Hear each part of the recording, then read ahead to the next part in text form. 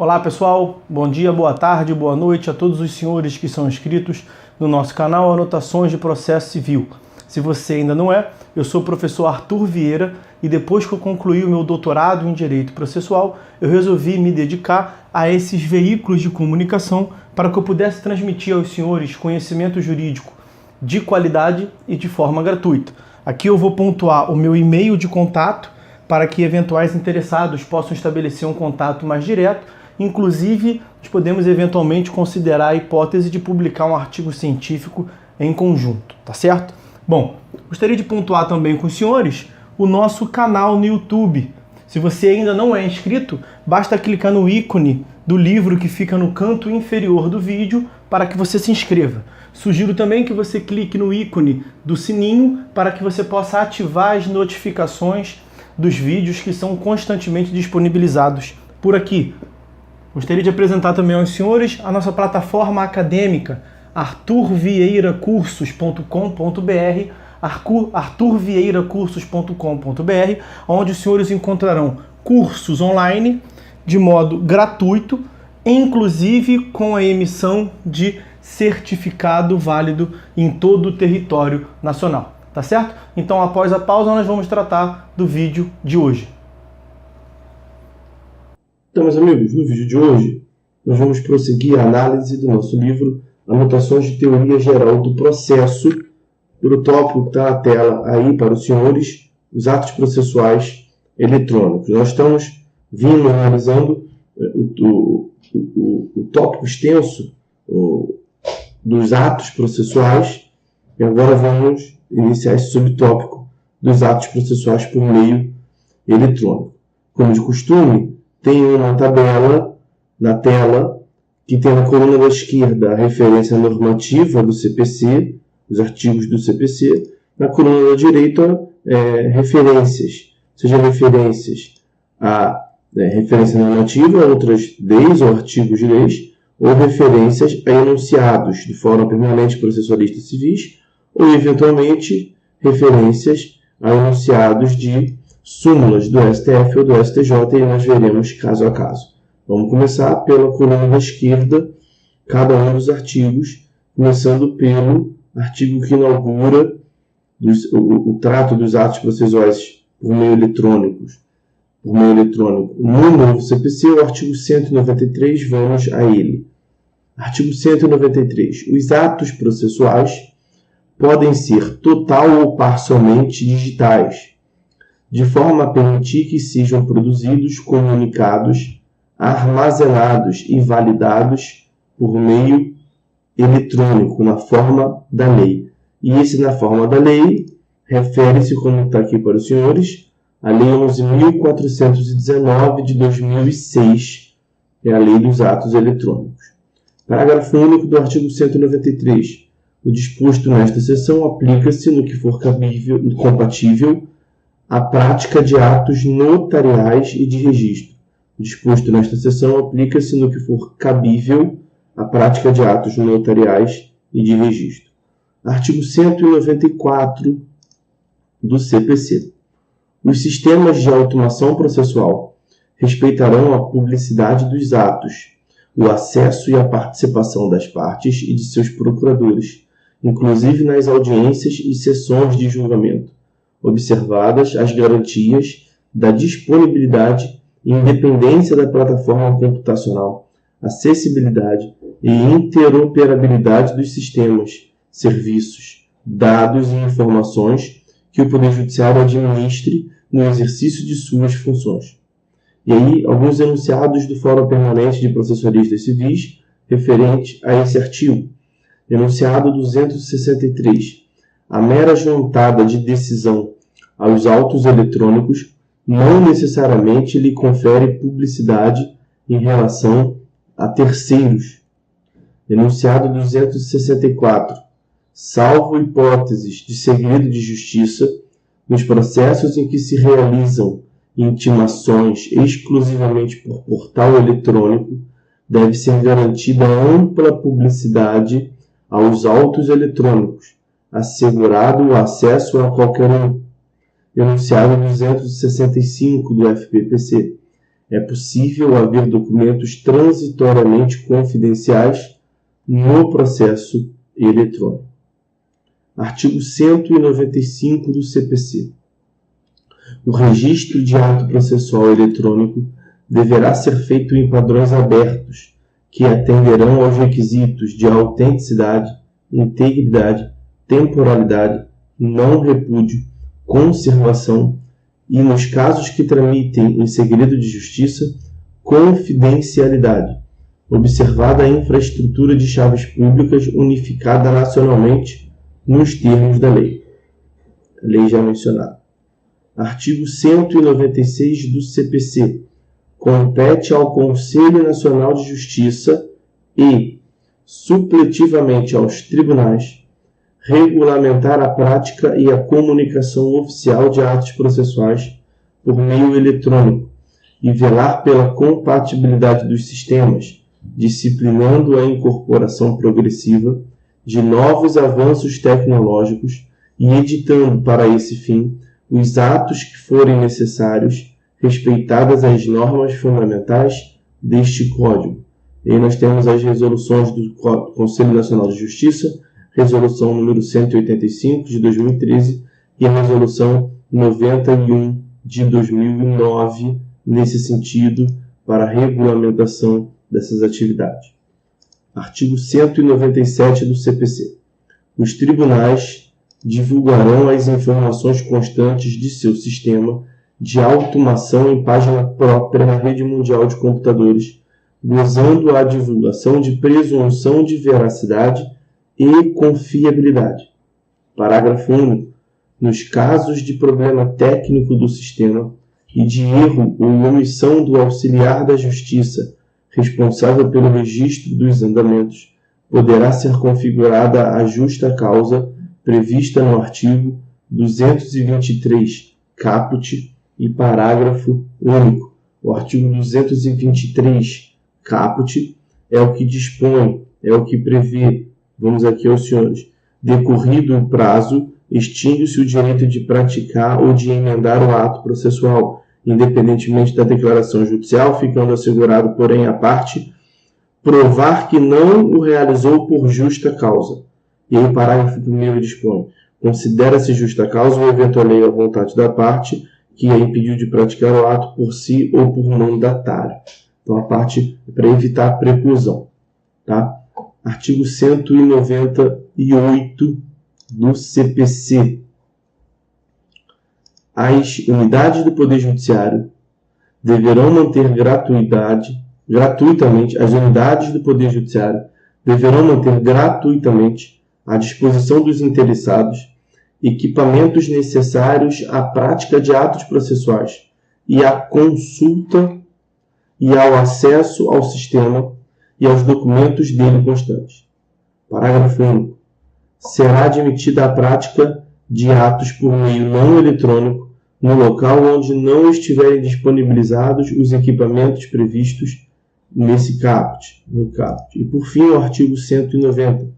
As unidades do Poder Judiciário assegurarão às pessoas com deficiência acessibilidade aos seus sítios na rede mundial de computadores, ao meio eletrônico de prática de atos judiciais, a comunicação eletrônica dos atos processuais e a assinatura eletrônica. Superada a análise da previsão normativa e eventuais referências que fizemos ainda há pouco na tabela, vamos ao que consta do livro. As leis processuais têm progressivamente ampliado a admissibilidade da prática de atos por meio eletrônico. Não é exagero dizer que se passou a ter uma tolerância ao uso pontual de novos recursos tecnológicos para uma postura de claro incentivo à informatização generalizada no processo. Esse movimento iniciou-se com a Lei 9.800 de 99, que veio expressamente permitir que as partes utilizassem sistema de transmissão de dados e imagens tipo facsímile e outro similar, exemplo, correio eletrônico, para a prática de atos processuais que dependam de petição escrita. Foi adiante com leis que alteraram o anterior CPC de 73 para pontualmente admitir a prática de atos sob a forma eletrônica e a utilização de dados disponível na internet. Lei 11.280 de 2006, Lei 11.341, também de 2006. A Lei 11.419 de 2006 instituiu aquilo que hoje é denominado processo eletrônico, isto é, estabeleceu a possibilidade do uso de meio eletrônico na tramitação de processos judiciais, comunicação de atos e transmissão de peças processuais.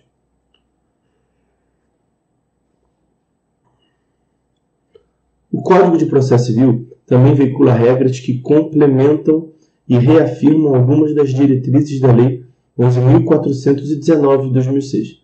Conforme o artigo 194, os sistemas de automação processual respeitarão a publicidade dos atos, o acesso e a participação das partes e de seus procuradores, inclusive nas audiências e sessões de julgamento, observadas as garantias da disponibilidade e independência da plataforma computacional, acessibilidade e interoperabilidade dos sistemas, serviços, dados e informações que o Poder Judiciário administre no exercício de suas funções. Para a disponibilização virtual das informações dos processos, o artigo 197 do CPC de 2015 estabelece que os tribunais devem manter, em página própria na rede mundial de computadores, as informações eletrônicas constantes do seu sistema de automação, as quais gozarão de presunção de veracidade e confiabilidade, de modo que eventuais problemas técnicos, bem como erros ou omissões por parte do auxiliar da Justiça responsável pelo registro de informações, constituirão justa causa. A completa informatização dos processos judiciais está deixando de ser um plano para o futuro e vem se tornando realidade no cotidiano dos profissionais do direito. Por exemplo, já no início de 2010, por exemplo, ocorreu a completa informatização do Tribunal Regional Federal da 4ª Região, o sistema IPROC.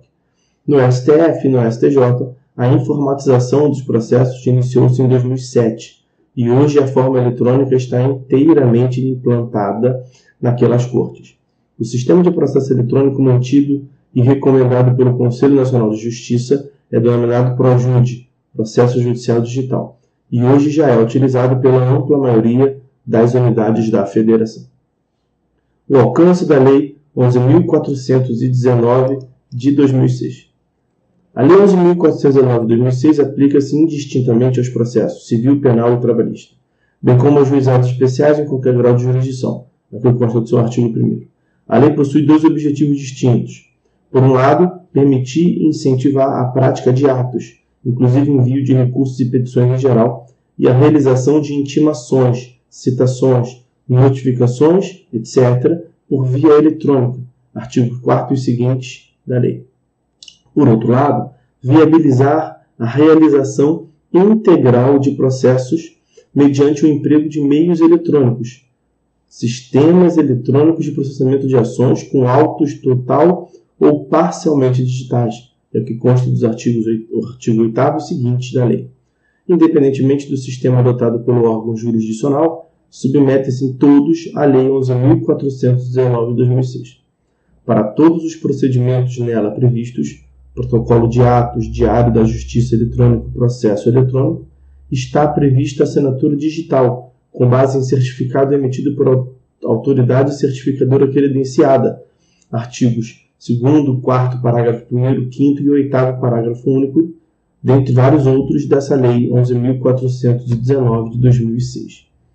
Considera-se, para os fins da lei, assinatura eletrônica a identificação inequívoca do usuário mediante, em primeiro lugar, assinatura digital baseada em certificado digital emitido por autoridade certificadora credenciada na forma de lei específica, ou, outra hipótese, cadastro de usuário no Poder Judiciário conforme disciplinado pelos órgãos respectivos, é o que consta no parágrafo 2º do artigo 1º, no seu inciso 3º.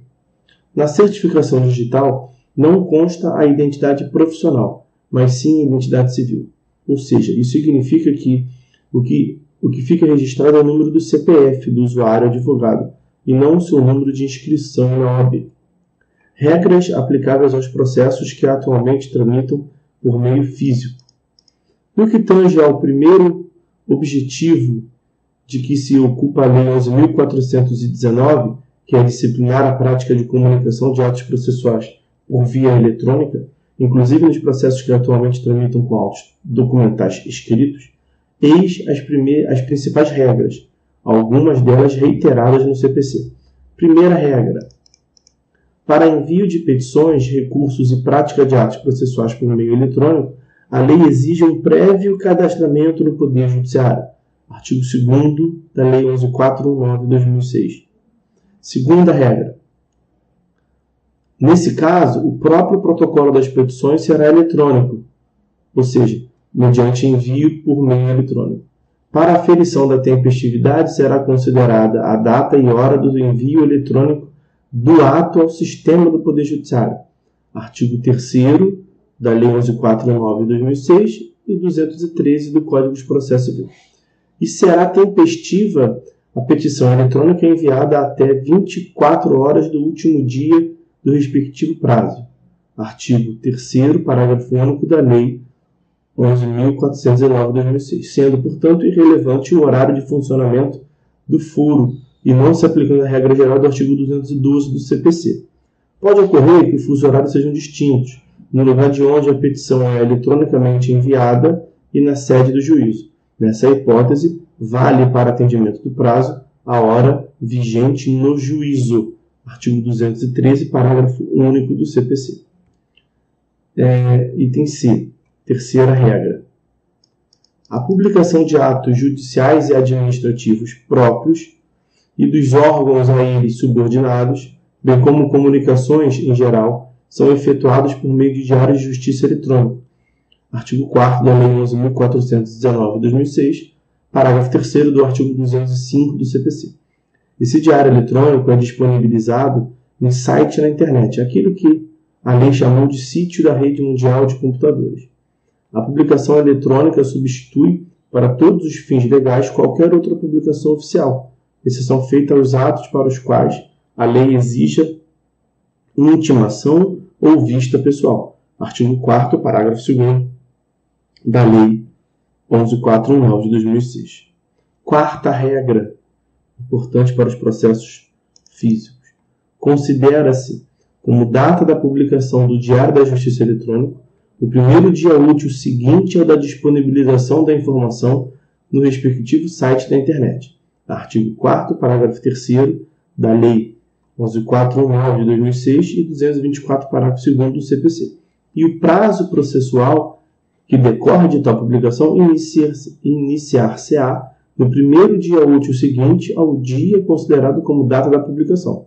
Artigo 4º, parágrafo 4º da Lei 11.419, 224, parágrafo 3º do CPC.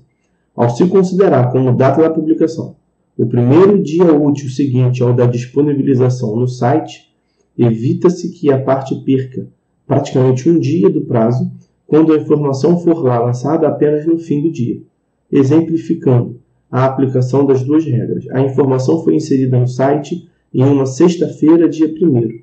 Trata-se de uma intimação para falar em 5 dias sobre uma proposta de honorários periciais. Considera-se como data da publicação o primeiro dia útil seguinte, nesse caso, a segunda-feira, dia 4. O prazo começa a correr na terça-feira, dia 5, e se encerra na segunda, dia 11, quinto dia útil seguinte, conforme o artigo 219 do caput. Quinta regra, além da informatização do Diário da Justiça, que independe de adesão dos jurisdicionados, mas de simples deliberação dos tribunais, as partes, ou melhor, seus procuradores, como se vê a seguir, podem aderir a um sistema de intimações eletrônicas, as quais servem para dispensar a intimação por publicação no Diário da Justiça, inclusive eletrônico. Artigo 5º da Lei 11.419 de 2006. Ou seja, quem estiver cadastrado nesse sistema receberá intimação eletrônica, sendo irrelevante a publicação no Diário da Justiça. Não poderá ser prejudicado por uma eventual publicação que lá ocorra antes da sua intimação eletrônica, mas também não se poderá beneficiar de publicação no Diário que ocorra depois de ele já ter recebido a intimação eletrônica. O Código de Processo Civil torna a adesão ao sistema de comunicações eletrônicas obrigatória para a União, Estado, Distrito Federal e municípios, entidades da administração pública indireta e para as pessoas jurídicas de direito privado que não sejam microempresas nem empresas de pequeno porte. Artigo 246, parágrafo 1º. Quinta regra. O cadastramento para intimação eletrônica é o mesmo estabelecido para se poderem enviar petições e praticar atos por via eletrônica. Artigo 2º da Lei 11.419 de 2006. Isso significa que quem quiser protocolar petições por meio eletrônico terá de submeter-se às intimações por essa mesma via. Sexta regra. Sétima regra. A intimação eletrônica far-se-á pela disponibilização da informatização em um portal específico para tal fim. Considerar-se-á realizada a intimação no dia em que o intimando efetivar a consulta eletrônica ao teor da intimação, certificando-se nos autos a sua realização. Se a consulta ocorrer em dia não útil, considerar-se-á a intimação como realizada no primeiro dia útil seguinte. Tal consulta deverá ser feita em até 10 dias corridos, contados da data do envio da intimação para o portal, como a inserção da intimação no portal, sob pena de considerar-se a intimação automaticamente realizada na data do término desse prazo. Artigo 5º, parágrafo 3º da Lei 11.419 de 2006. Exemplificando, a intimação para manifestação sobre um laudo em 5 dias é posta no portal em uma quarta-feira, dia 1º. A parte acessa a intimação em consulta o seu teor no sábado, dia 4. Considera-se como data da intimação o primeiro dia útil seguinte, segunda-feira, dia 6. O prazo começa a correr na terça-feira, dia 7, artigo 224, e termina no quinto dia útil seguinte, segunda-feira, dia 13. Mas imagine-se a hipótese em que a parte não acessou o teor da intimação no portal no prazo de 10 dias contados da inserção. Nessa hipótese, considera-se a intimação feita na data do término desse prazo de 10 dias. Então, se o envio da intimação ocorreu no dia 1º, o prazo de 10 dias termina no dia 11. Como é um sábado, prorroga-se para a segunda-feira, dia 13. Essa será considerada a data da intimação, a partir do qual a parte terá 5 dias para falar sobre o laudo, prazo em que começará a correr na terça-feira, dia 14, encerrando-se na segunda-feira, dia 20. Próxima regra. Como se vê, de acordo com essa sistemática, a intimação pode demorar para aperfeiçoar-se, embora, no geral, tenda a ser mais rápida do que pelas modalidades tradicionais. Diante disso, a lei prevê que, nos casos urgentes, adota-se outra forma de intimação. O mesmo se fará quando houver evidência de tentativa de burla ao sistema. Artigo 5º, parágrafo 5º da Lei 11.419 de 2006. Próxima regra. A intimação eletrônica aplica-se inclusive à fazenda pública e ela tem valor de intimação pessoal e não de mera intimação pelo Diário da Justiça. Isso significa que, mesmo quando a lei exige intimação pessoal, pode-se empregar a modalidade em exame. A questão é que a lei normalmente exige intimação pessoal da parte e não do advogado da parte. Se a parte for ente da administração pública direta ou indireta, ou pessoa jurídica de direito privado, exceto pequena ou microempresa, ela terá o dever de estar cadastrada como visto. Mas quando quem estiver cadastrado for apenas o advogado de uma pessoa natural, ou pequena ou microempresa, e não a própria parte, a intimação eletrônica não valerá como intimação pessoal. Próxima regra. O artigo 6º da Lei 11.419 de 2006 prevê que as citações, inclusive da Fazenda Pública, excetuadas relativas a processos criminais e infracionais, poderão ser feitas por meio eletrônico, desde que íntegra dos autos seja acessível ao citando. Vale aqui a mesma ressalva posta na letra I, acima. Em regra, a citação não pode ser feita junto ao advogado da parte, mas perante a própria parte. De modo que a citação eletrônica depende de a parte estar cadastrada no sistema, o que, reitere-se, é obrigatório para as pessoas jurídicas públicas e privadas que não sejam pequena e microempresa. Próxima regra. O artigo 7º da Lei 11.419 de 2006 prevê que as cartas precatórias, rogatórias, de ordem e, de um modo geral, todas as comunicações oficiais que transitem entre órgãos do Poder Judiciário, bem como entre os deste e os demais poderes, serão feitas preferencialmente por meio eletrônico, regra essa que foi reiterada no artigo 263 do CPC. Regras aplicáveis aos processos eletrônicos. O segundo objeto de que se ocupa a lei é a implantação de processo eletrônico aplicável sem ressalvas a qualquer tipo processual.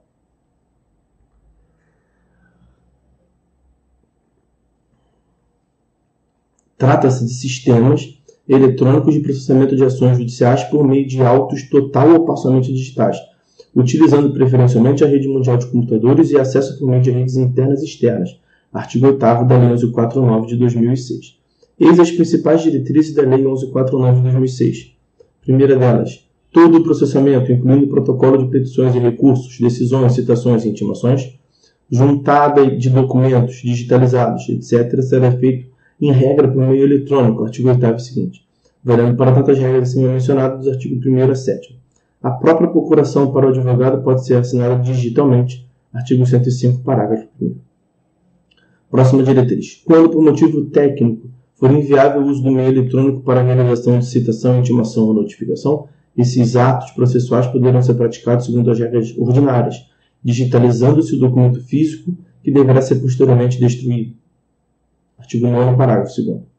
Próxima diretriz. O artigo 10 prevê que a distribuição da petição inicial ou a juntada da contestação, dos recursos e das petições em geral, todos em formato digital, nos autos de processo eletrônico, podem ser feitas diretamente pelos advogados públicos e privados, sem necessidade de intervenção do cartório ou secretaria judicial, situação em que a autuação deverá se dar de forma automática, fornecendo-se recibo eletrônico de protocolo. Vale aqui a regra da possibilidade de prática do ato, para fins de tempestividade, até as 24 horas do último dia do prazo. Na verdade, quando a lei fala 24 horas, é 23 horas, 59 minutos, 59 segundos, porque depois automaticamente é 0 horas do dia seguinte. Né? Está no artigo 10, parágrafo 1º da lei. Próxima diretriz. Se o sistema eletrônico do Poder Judiciário ficar indisponível por motivo técnico, o prazo fica automaticamente prorrogado para o primeiro dia útil seguinte à resolução do problema. Parágrafo 2º desse artigo 10. Obviamente, nem todos os litigantes, ou seus procuradores, disporão de equipamentos e programas de informática aptos a participar do processo eletrônico.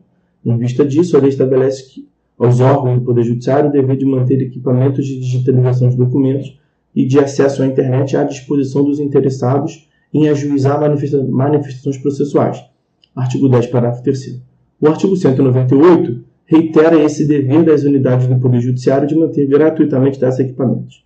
Ainda, o artigo 199 estabelece que as unidades do Poder Judiciário assegurarão às pessoas com deficiência acessibilidade aos seus sítios da rede mundial de computadores, ao meio eletrônico de prática de atos judiciais, a comunicação eletrônica dos atos processuais e a assinatura eletrônica como vimos na tabela. Próxima diretriz. Os documentos que não tenham, desde a origem, forma eletrônica serão digitalizados. Somente quando não for possível tecnicamente a digitalização do documento, por conta do seu volume muito grande, é que os originais poderão ser protocolados em cartório. Parágrafo 5º do artigo 11. Os documentos produzidos eletronicamente e juntados aos processos eletrônicos com garantia da origem, os documentos produzidos eletronicamente e juntados aos processos eletrônicos com garantia da origem e de seu signatário valerão como originais, é o que consta do caput do artigo 11. Do mesmo modo, os extratos digitais e os documentos digitalizados, juntados pelas autoridades e servidores públicos que participam do processo, ou pelos advogados públicos ou privados, têm o mesmo valor do original, cabendo ao interessado alegar fundamentadamente ter havido a adulteração do documento antes de ele ser ou quando ele era digitalizado. Parágrafo 1º do artigo 11. Eventual arguição de falsidade do documento original será processada eletronicamente na forma da lei processual em vigor. Parágrafo 2º do artigo 11. Próxima diretriz. O artigo 12 estabelece regras sobre a conservação de autos total ou parcialmente eletrônicos, o modo como proceder em caso de surgir a necessidade de remeter os autos digitais para um órgão judicial que não atua com o processo eletrônico, cautelas a serem seguidas na digitalização de autos documentais escritos, etc. A Lei 1149 de 2006 ainda veicula algumas regras gerais de compatibilização do sistema. Por exemplo, ela pretensamente convalida os processos eletrônicos desenvolvidos antes do início de sua vigência, que tenham atingido sua finalidade e não tenham gerado prejuízo às partes. Artigo 19. Na verdade, por conta da instrumentalidade das formas, tais atos já não padeciam mesmo de nenhuma invalidade, ou seja, já eram válidos por si sós, de modo que essa disposição é inócua, tendo quanto muito caráter didático ou retórico de incentivo ao emprego de meios eletrônicos. E, um outro exemplo, prevê-se que os próprios órgãos do Poder Judiciário regulamentarão a lei, no que couber no âmbito de suas respectivas competências, artigo 18. Publicidade. Em regra, os atos processuais são públicos, pois o ordenamento jurídico não admite julgamento secreto. Já vimos artigo 5º, inciso 60 e 93, inciso 9 da Constituição Federal, artigos 11 e 189 do CPC. Com isso, não se quer dizer que se deve obrigatoriamente dar publicidade a todos os atos processuais, no sentido de que todos fiquem efetivamente sabendo o que se passa. O princípio da publicidade existe para vedar o obstáculo ao conhecimento. Todos têm o direito de acesso aos atos do processo, exatamente como meio de se dar transparência à atividade jurisdicional. Existem atos, todavia, que só são válidos se se realizarem com a máxima publicidade, como ocorre com a alienação judicial de bens penhorados, para a qual é necessária a publicação de editais em jornal de ampla circulação. Dependendo das condições locais, pode até o juiz determinar que sejam noticiados aviso em emissora de rádio, pois nesse caso, o escopo da norma é justamente tornar o ato o mais conhecido possível. A exceção são os casos de segredo de justiça, previstas nos incisos 1º a 4º do artigo 189. A expressão é infeliz, não se trata de segredo, porque o julgamento não ocorre a portas fechadas. Cuida-se, sim, de resguardar a intimidade dos litigantes, que está expressamente nos incisos 2º e 3º do 189, de evitar que a publicidade possa ocasionar grande transtorno ou comoção social, inciso 1º do 189, ou de preservar a confidencialidade que foi pactuada pelas partes em arbitragem, que de algum modo venha a necessitar de cooperação judiciária, inciso 4º do artigo 189. Mas as partes e seus procuradores terão, obviamente, acesso aos autos, inclusive obtendo certidões. A Constituição usou expressão mais apropriada, publicidade restrita, para que consta do inciso 60 do artigo 5º da Carta da República. O elenco dos incisos do artigo 189 é taxativo, não se admitindo interpretação ampliativa, justamente porque a regra é o princípio da publicidade. Tá, meus amigos? Bom, então nós vamos fazer um corte no vídeo por aqui, mas já está bastante extenso. Vamos continuar no próximo vídeo tratando dos atos das partes, tá certo? Fiquem todos com Deus, portanto, até uma próxima.